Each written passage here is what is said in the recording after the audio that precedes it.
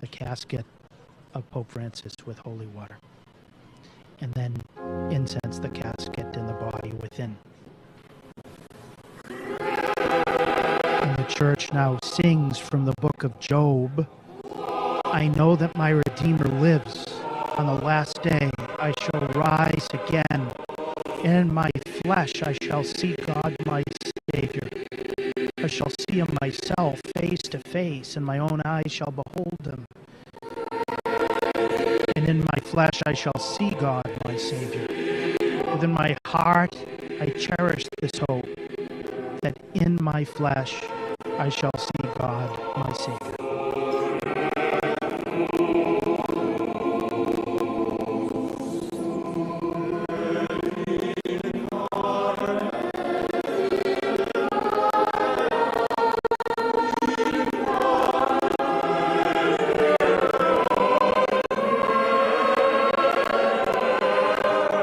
Ray is sprinkling the casket of Pope Benedict with holy water, a reminder of his baptism, in which he died in Christ on April 16, 1927, and Christ rose from the dead within him. The connection between baptism and the funeral mass is very tight. Many of the symbols used on the day of baptism are used in a funeral mass to point to the fact that on the day of baptism, a Christian dies and Christ rises. And that is the foretaste of what death opens us to.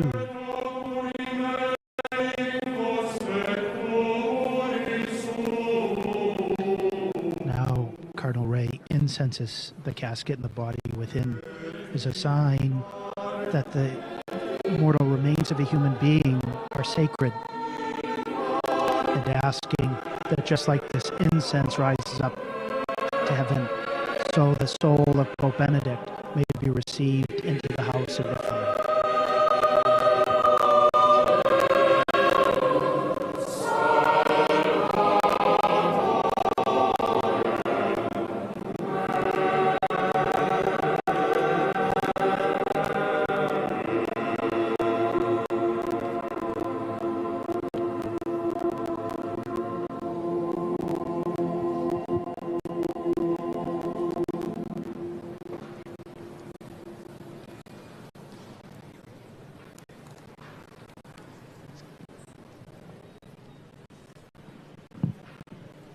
Pope Francis prays.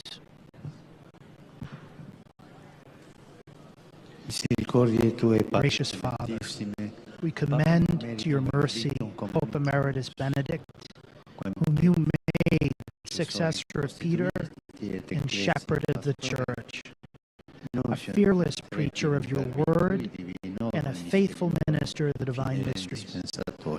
Welcome him, we pray, into your heavenly dwelling place, to enjoy eternal glory with all your chosen ones. We give you thanks, Lord, for all the blessings that in your goodness you bestowed upon him for the good of your people.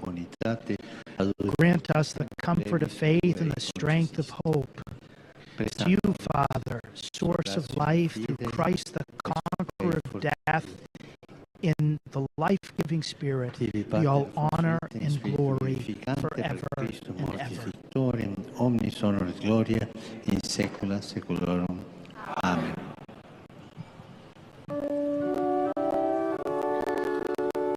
Now the Sistine Choir chants, may the angels lead you into paradise. May the martyrs come and welcome you and take you to the holy city, the new and eternal Jerusalem. May choirs of angels welcome you through Lazarus, who is poor no longer. May you have eternal rest.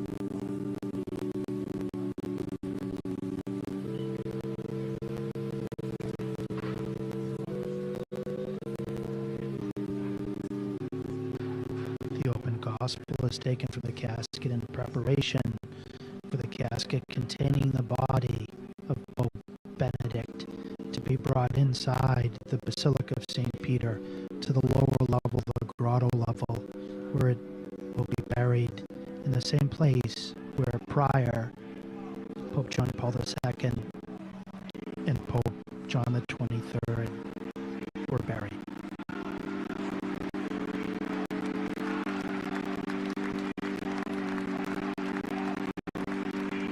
The papal chamberlains are the ones now surrounding the casket who will carry Pope Benedict within the basilica. And the whole church sings together Mary's hymn of praise and thanksgiving to God at the visitation. My soul glorifies the Lord. My spirit rejoices in God, my Savior, for he looks on his servant in her lowliness. Henceforth all generations will call me blessed. The Almighty works marvels for me. Holy is his name. His mercy is from age to age on those who fear him. Puts forth his arm in strength and scatters the proud-hearted. He casts down the mighty from their thrones and raises the lowly. He fills the hungry with good things and sends the rich away empty. He protects Israel, his servant, remembering his mercy, the mercy promised to our fathers, to Abraham and his children forever.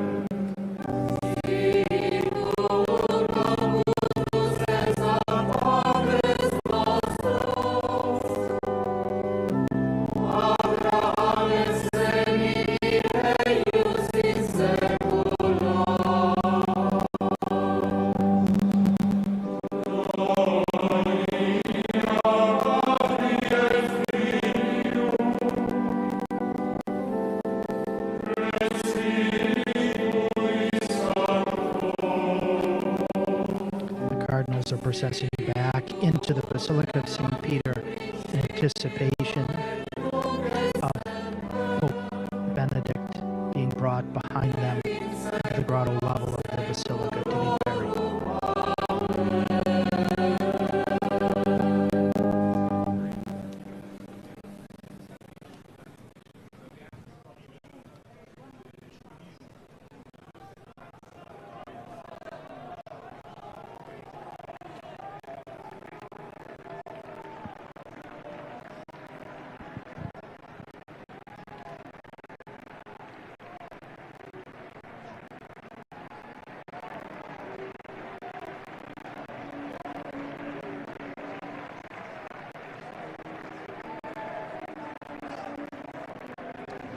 You are watching EWTN's live coverage of the funeral mass for Pope Benedict the 16th. As you can see, his coffin is now being lifted up in St. Peter's Square. It will be taken to St. Peter's Basilica and then to the Vatican Grotto for burial. That will be in a private ceremony, and our understanding is that will be closed off to the media. Pope Benedict's remains will lie in the crypt of St. Peter's Basilica, in the same tomb where St. John Paul II was initially buried. Powerful imagery right now as we see our Pope Benedict XVI, his coffin being brought into St. Peter's Basilica right now. In keeping with papal custom, the casket itself is made of cypress. It will then be placed into another casket, that one made of zinc, that will then be sealed and placed within an additional wooden casket before it is lowered into the actual tomb itself in the Vatican Grotto.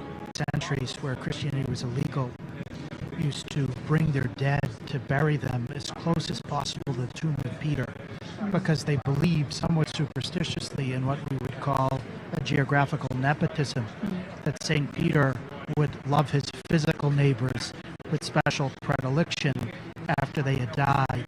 And so Christians were burying their dead all around St. Peter's tomb. The first popes were buried around him, and now Pope Benedict will follow in the long line of Christian disciples who will be buried close to the first Peter, to whom the words of eternal life were given. You could see Pope Francis there standing, watching. It's a very moving image there, watching his predecessor go past. And now he'll make his own act of affection and reverence, I'm sure.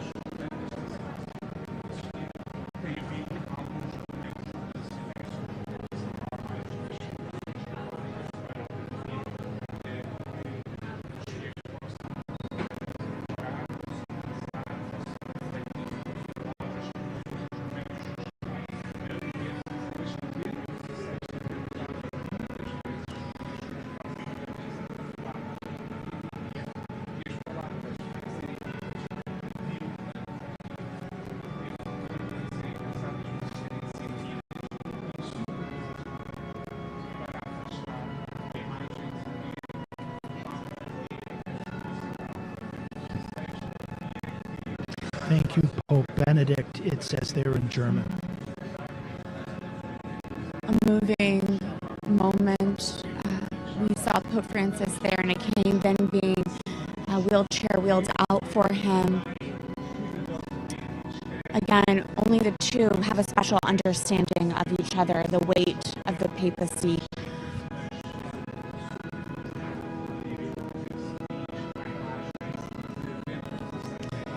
There were two official state delegations at the funeral mass, those of Italy and in Germany. And there we can see right now the coffin being lifted of Pope Benedict XVI being brought into St. Peter's Basilica.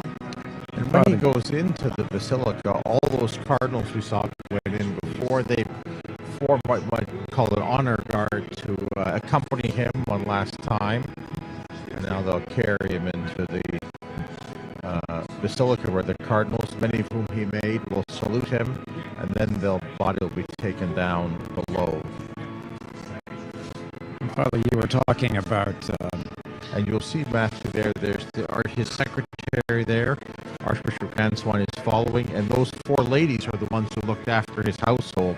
So that's his family, really, who are going with him to the burial, because his own parents, long deceased, and his brother and sisters. So that is his household who's going with him now. Bidding him a final farewell. Yes. And Father, you were talking about the burial place of Peter and those who wanted to be around him. In the Scavi, you also have graffiti, which is, of course, one of the hallmarks of ancient Rome and of modern Rome, of those who are saying, Peter, pray for me. Peter, pray for us. And they came to pray there for their loved ones. And they did so because they believed that prayers were necessary for their deceased loved ones. We would never pray if we thought that they were already in heaven. We would never pray to try to get them a furlough from hell. We prayed because we believe in what the church has taught, that most people die with a need to be cleansed in order to come into the full brightness of the Lord's glory in heaven. Pope Benedict himself wrote about that in his encyclical letter on Christian hope in November of 2007. And so we continue our prayer for Pope Benedict that he might be purified and enter into that light he proclaims. And we are seeing the signs, Danke Papst Benedict, in German. Thank you, Pope Benedict. We know that bells have been ringing throughout all of the 27 dioceses and archdioceses of Germany. This is someone who we were talking earlier from Germany, but in particular from Bavaria. And it is nice to see that he is remembered and loved in his homeland. And that image there where the curtain, that big, very heavy curtain across the main door of St. Peter's, the portico closed, and of course the gospel speaks about the curtain in the temple, saying that, you know, at the moment of Jesus' entry into heaven, the temple curtain is torn in two. Here we see it's closed, and with hope we await the day that the temple curtain is opened to Pope Benedict and to others. And now there's a very moving moment inside because it's private. I mean, it's a very large church. And I remember Cardinal George late of Chicago saying that when they carried John Paul past, all the cardinals gave a kind of a gesture of affection, removing their zachetti, and that's a private thing. And then they'll go down to the grottos and do the final burial. Yeah, which is also something that cardinals do in life. When Yes, that was the typically idea. the Holy Father they removed their zacchetto. And so that procession will take place, and the next images we'll see that will be released will be probably the photograph of the tomb. And when people come to visit St. Peter's, they often go down there, pray at St. Peter's tomb, and then they stop at the tombs of the various popes. And probably starting tomorrow, there'll be people visiting the tomb of Pope Benedict XVI. Vatican. Liturgy in which the treasury of the church's liturgical prayer, of which Pope Benedict was such a fervent custodian, was placed at the service of the church's prayer. Many of the prayers that were here will be used at our funerals.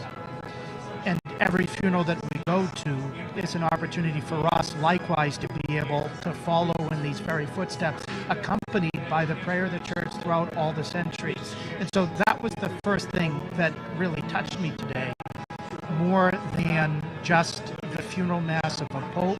We had a funeral mass of a disciple of Jesus who believed to the very end that Jesus is the resurrection and the life, and he would see him on his last day. I will say we have a few minutes left of this special coverage. I feel like we could speak about Pope Benedict at length. There's so much to be said and so much that we have yet to say, but how do you think Pope Benedict will be remembered in the history of the church, and just how do you think his legacy will stand? Well, he started his pontificate on the central balcony of St. Peter's, and it's very moving when a pope dies because he goes out underneath the balcony where he starts, visually.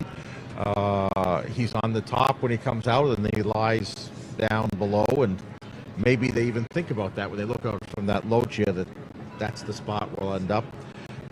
When he first appeared, he said his first words were after the great John Paul, the great Pope John Paul, and he came after.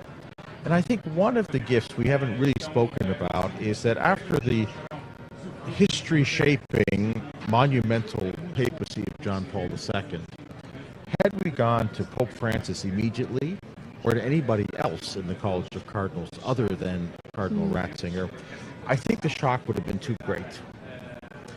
Because the differential in capacity, the move from a colossus of history to an ordinary man of no equivalent impact would have been a bit of whiplash. And I think the mission given to this 78-year-old man, who may well have thought, I've already done my bit, was to continue that extraordinary impact on a more intellectual level, perhaps, than a sort of world-conquering level, but to extend that papacy, in his case, another 8 years, and in a way give it a kind of a coda, of which today is the final part, so that the church gets back to a normal life, which isn't actually John Paul and Benedict. That's the exception in the life of the church. And I think that was one of his great services at the end of a long life, was to come after John Paul and to give that enormous pontificate a proper completion or fulfillment, I would say. I likewise, when we look at this, Pope Benedict gave the church a pretty smooth transition. Normally, as I said a little early this week, when a Holy Father dies, every Catholic in the world feels a little bit orphaned. But today, as we saw at that very end of the service, when Pope Benedict and St. Peter's successor, Pope Francis, blessed and reverenced the casket of his predecessor, we still very much have a Holy Father to lead us today.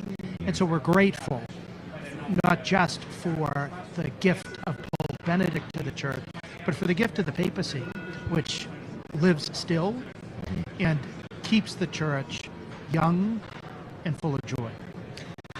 Pope Benedict XVI was the first pope to resign in 600 years, to abdicate. There was some concern initially, especially after he passed, that this would be what he's only remembered for. I think this week has given us the first opportunity to begin to assess him, but then also to reflect on his immense contributions in the history of the Church. I've said it many times now that he is one of the greatest theologians of the 20th century, one of the greatest minds in the history of the Church. Pope Francis quoted St. Gregory the Great in his homily today. We've talked about another great pope, Leo I.